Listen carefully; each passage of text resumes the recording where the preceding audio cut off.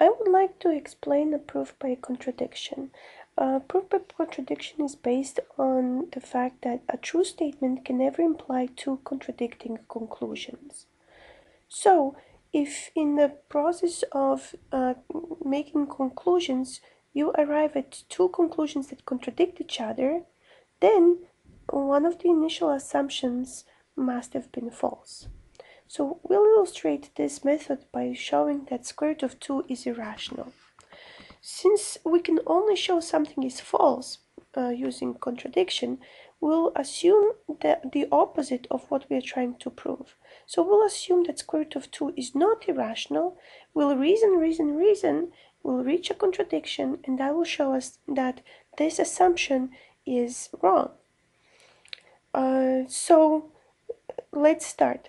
Assume square root of 2 is not irrational, so that means square root of 2 is a rational number. If it's a rational number, it can be written as a quotient of two integers, and we'll assume that the two integers p and q have no common factors, so that the fraction is in lowest terms.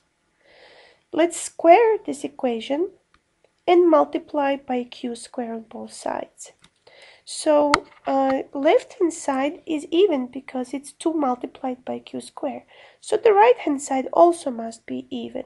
So p squared is an even number, but that means p is also an even number, which means p is divisible by 2, which means we can write p as 2 times another number a. Now we'll use that 2a, expression 2a, and go back to our original equation and replace p with this new expression. So we'll get 2q squared equals 4a squared. We'll cancel 2 on both sides, and we'll end up with this equation that q squared is equal to 2 times a squared. This is completely analogous to what we had before with the roles reversed. Now, the right-hand side is multiplied by 2, so q squared is even, so q must be an even number as well. So both p and q are divisible by 2, which means p and q have a common factor.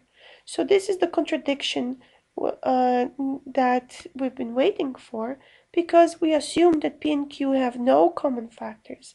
But after starting off with those assumptions, we concluded that in fact they must both be divisible by the same number 2. So the fact that we've reached two contradicting conclusions, we've been tangled in this web of lies, means that the initial assumption must be false. Our initial assumption was that square root of 2 was rational. So that's a false assumption, which means square root of 2 is irrational. QED.